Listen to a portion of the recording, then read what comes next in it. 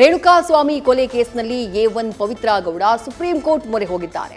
Charge frame ಬೆನ್ನಲ್ಲೇ ಜಾಮೀನು ಕೋರಿ ಪುನರ್ ಪರಿಶೀಲನಾ ಅರ್ಜಿಯನ್ನ ಸಲ್ಲಿಸಿರುವುದು ಕುತೂಹಲ ಮೂಡಿಸಿದೆ.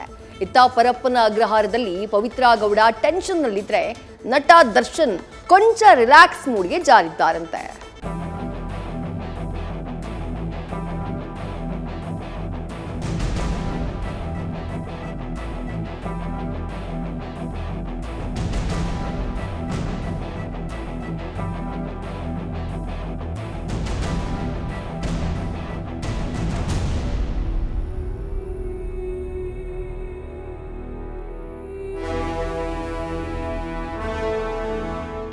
ಫಲ ಬಿಟ್ಟರೂ ಬಿಡದಿ ಮಾಯೆ ಎಂಬಂತೆ ನಟ ದರ್ಶನ್ ಅಂಡ್ ಗ್ಯಾಂಗ್ ಅನ್ನ ಕಾಡ್ತಾ ಇದೆ.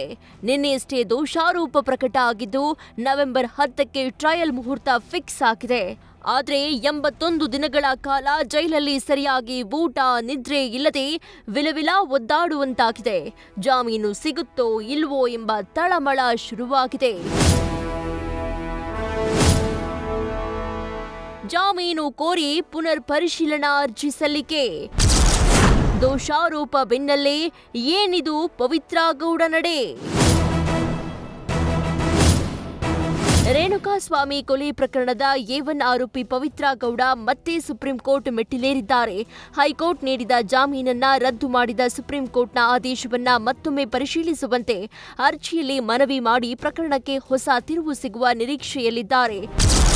ಸುಪ್ರೀಂ ಕೋರ್ಟ್ ಸಾಕ್ಷ್ಯಗಳನ್ನ ಸರಿಯಾಗಿ ಪರಿಗಣಿಸಿಲ್ಲ. ಸುಪ್ರೀಂ ಕೋರ್ಟ್ ಆದೇಶದಲ್ಲಿ ಕೆಲವು ತಪ್ಪುಗಳಿವೆ. ಅದನ್ನ ಮತ್ತೊಮ್ಮೆ ಪರಿಶೀಲಿಸಿ ಪುನರ್ ಪರಿಶೀಲನಾ ಅರ್ಜಿ ಪರಿಶೀಲಿಸಿ ಜಾಮೀನು ನೀಡಿ ಅಂತ ಪವಿತ್ರ ಗೌಡ ಮನವಿ ಮಾಡಿದ್ದಾರೆ. ನಾಡಿದ್ದು ಗುರುವಾರ ನ್ಯಾಯಾಲಯ ಅರ್ಜಿ ವಿಚಾರಣೆ ನಡೆಸಲಿದೆ.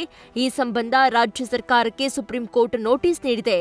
ಇದರಿಂದ ಜಾಮೀನು ನೀಡುವ ಸಾಧ್ಯತೆ ಇದೆ ಅಂತ ನಿರೀಕ್ಷಿಸಲಾಗಿದೆ.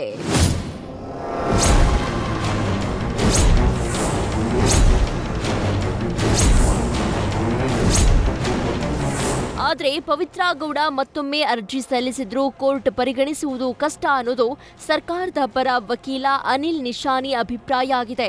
ಟ್ರಯಲ್ ಶುರುವಾಗಿರುವ ಹೊತ್ತಲ್ಲಿ ಬೇಲ್ ಅರ್ಜಿ ಮರುಪರಿಶೀಲನೆ ಮಾಡಿ ಹೊಸ ತೀರ್ಪಿನ ನಿರೀಕ್ಷೆ ಮಾಡುವುದು ಕಷ್ಟ ಎಂದಿದ್ದಾರೆ. Sir, review petition supreme court ಪ್ರಕಾರ ಸರ್ ರಿವ್ಯೂ ಪಿಟಿಷನ್ ಅಲ್ಲಿ ಎಕ್ಸ್ಟ್ರಾ ಗ್ರೌಂಡ್ ತಗೊಳಕ್ಕೂ ಬರಲ್ಲ sir. What ever the missed in SLP ಅಲ್ಲಿ ಏನು ಇನ್ ಕೇಸ್ ಕನ್ಸಿಡರ್ ಮಾಡಲ್ಲ ಅಂದ್ರೆ they can file review petition. Otherwise they will not interfere supreme court sir.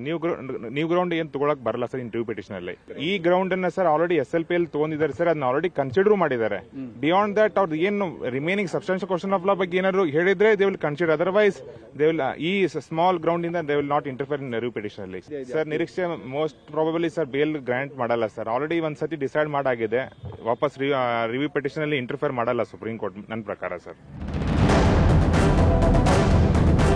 ಇತ್ತ ಪರಪ್ಪನ ಜೈಲಲ್ಲಿರುವ ಪವಿತ್ರ ಗೌಡಗೆ ಒಂದೊಂದು ಕ್ಷಣವೂ ಯುಗವಾಗಿ ಬಿಟ್ಟಿದೆ. ನಿನ್ನೆ ಚಾರ್ಜ್ ಫ್ರೇಮ್ಗೆ ಬಂದಿದ್ದಾಗ ಕೋರ್ಟ್ ಹಾಲ್ನಲ್ಲಿ ಗಳಗಳನೆ ಎತ್ತಿದ್ದಾರೆ. ನಿನ್ನೆ ಜಡ್ಜ್ ಅನುಮತಿ ಪಡೆದು ಕೋರ್ಟ್ನಲ್ಲಿ ಮಗಳನ್ನ ಭೇಟಿಯಾಗಿದ್ದ ಪವಿತ್ರ ಗೌಡ ಮಗಳನ್ನ ಅಪ್ಪಿ ಮುದ್ದಾಡಿ ಕಣ್ಣೀರಿಟ್ಟಿದ್ದಾರೆ. ಇನ್ನು ಕೋರ್ಟ್ನಲ್ಲಿ ತಾಯಿ ತಂದಿದ್ದ ಊಟ ಮಾಡಿದ ಪವಿತ್ರ ಗೌಡ ಜೈಲಿನಲ್ಲಿ ಹಿಂಸೆಯಾಗ್ತಾ ಇದೆ, ಸರಿಯಾದ ಊಟ ಸಿಗ್ತಾ ಇಲ್ಲ, ಜೈಲಿಗೆ ಹೋದ್ರೂ ಕುಟುಂಬದವರನ್ನ ಭೇಟಿ ಮಾಡಲು ಅವಕಾಶ ನೀಡ್ತಾ ಇಲ್ಲ ಅಂತ ವಕೀಲರು ಹಾಗೂ ಮಗಳ ಬಳಿ ದುಃಖ ತೋಡಿಕೊಂಡಿದ್ದಾರೆ.